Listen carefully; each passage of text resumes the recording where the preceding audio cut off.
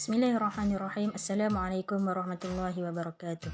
Alhamdulillah, kumpulan saya telah melaksanakan satu tugasan video ringkas mengenai aplikasi prinsip wakalah dalam institusi kewangan Islam yang telah diberi tunjuk ajar dan panduan oleh pensyarah kami sendiri iaitu Profesor Madya Dr. Nadirah binti Nordin. Terima kasih Ustazah. Baik, kumpulan saya terdiri daripada 5 orang pelajar perempuan dan saya sendiri iaitu Siti Sarah binti Mat Nor, nombor matrik 055699.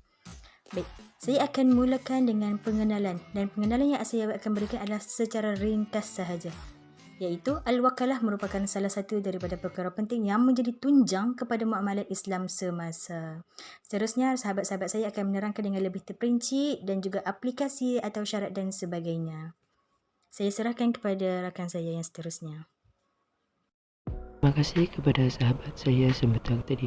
Assalamualaikum warahmatullahi wabarakatuh. Nama saya Damir Masita binti Awang Muhammad, nombor matrik 055556, akan meneruskan pembintangan pengertian wakalah. Wakalah dari sudut bahasa menurut Ibn Mansur dalam penulisannya yang bertajuk Lisan Al-Arab membawa maksud mewakilkan seseorang kepada orang lain berdasarkan kepada lafaz wakalah fulan fulana.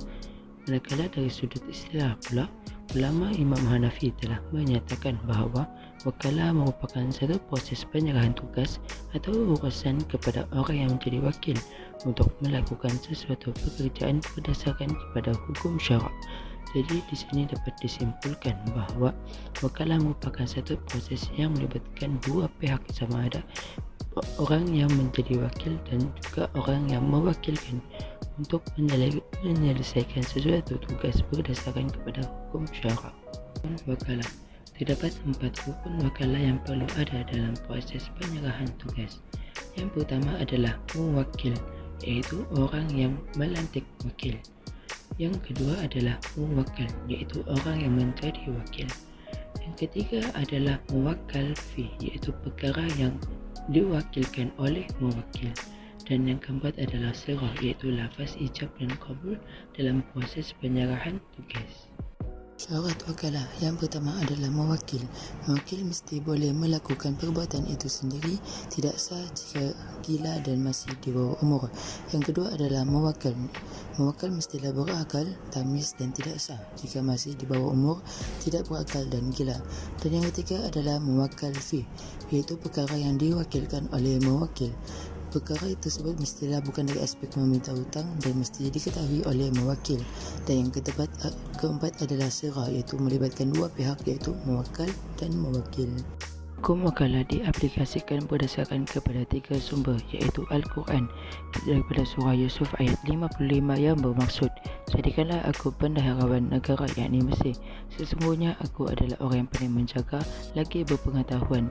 Sumber yang kedua adalah daripada sumber sunnah, hadis riwayat Malik yang bermaksud bahawasanya Rasulullah SAW mewakilkan kepada Abu Rafi' dan seorang Ansar untuk mewakilinya mengahwini Maimunah binti Haris. Dan sumber yang ketiga adalah sumber para ijma' ulama yang telah bersepakat bahawa konsep wakalah boleh diaplikasikan dalam urusan yang mampu dilakukan oleh mewakil dengan syarat mestilah melibatkan aspek ta'awun atas kebaikan satu sama lain. Sekian itu sahaja daripada saya. Saya serahkan pembentangan ini kepada rakan saya seterusnya. Terima kasih.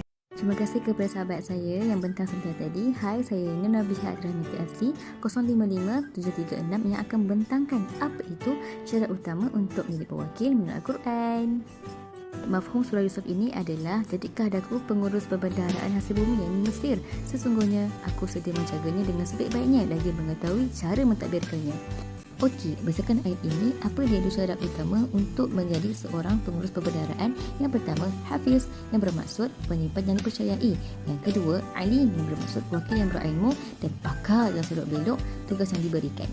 Maka ayat ini jelas bahawa untuk melantik seorang wakil mestilah seorang yang dipercayai, berilmu dan berakhlak seperti mana yang ditujukan oleh Nabi Yusuf. Okey, pembagian al-wakalah terdapat 4 bahagian. Yang pertama, al-wakalah terhad yang bermaksud kewakilan yang meletakkan had atau sekatan. Yang kedua, al-wakalah mutlak yang bermaksud pelantikan wakil tanpa mengikat wakil dengan sesuatu. Ketiga ialah perwakilan dengan upah yang bermaksud kontrak wakalah dengan ganjaran. Yang keempat pula perwakilan tanpa upah yang bermaksud pelaksanaan al-wakalah secara sukarela tanpa sebarang upah. Bila pula tamatnya kontrak wakalah? Yang pertama, apabila perkara yang diwakilkan telah selesai dilaksanakan oleh wakil. Yang kedua ialah apabila pewakil melucutkan keadaan wakil. Yang ketiga pula ialah kontrak al-wakalah boleh berakhir apabila salah seorang daripada pihak wakil atau pewakil hilang keupayaan. Okey, apa pula kepentingan al-wakalah? Yang pertama, diguna pakai semasa muamalah. Yang kedua, sesuai dengan hadis Nabawi. Yang ketiga, mencakupi kehidupan manusia dan sesuai untuk diamalkan. Keempat, modal perdagangan takaful ini yang berasaskan tabarruk. Dan kelima, kontrak al-wakalah ini diaplikasikan dalam syarikat yang akan mengenakan kejuran bertindak sebagai wakil. Ini adalah pelaksanaan wakalah dalam menepati spesifik berikut. Antaranya, petikan wakil mestilah bersikap jujur, amanah dan sebagainya.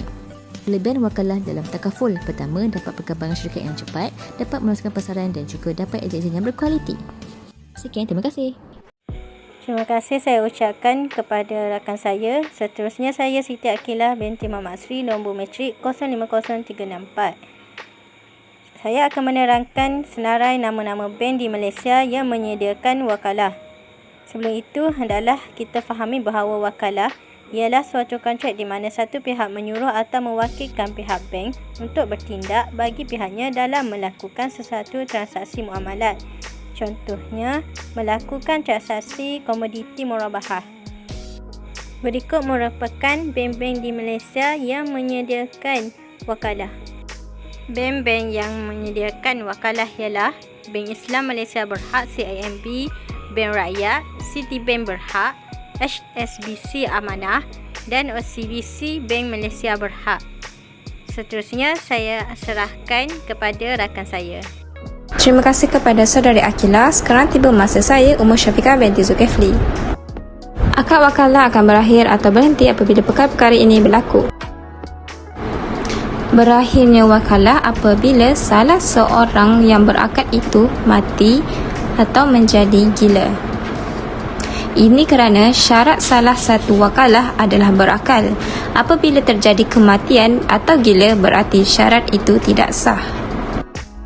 Yang kedua, diputuskan wakalah tersebut oleh salah satu pihak yang berwakalah. Wakil memutuskan akad itu sendiri. Tidak diperlukan orang yang mewakilkan mengetahui pemutusan dirinya atau tidak diperlukan kehadirannya. Yang seterusnya, apabila akad wakalah telah selesai atau dihentikan atas sebab yang tertentu. Jika urusan wakalah tersebut telah selesai, maka akad itu dikira selesai ataupun berlakunya perkara-perkara yang boleh membatalkan akad wakalah tersebut, maka akad itu secara tidak langsung ia terbatal.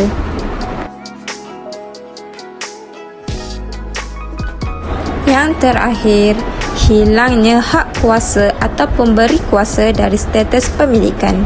Kuasa yang diberikan telah kehilangan hak dan menyebabkan akad itu terbatal.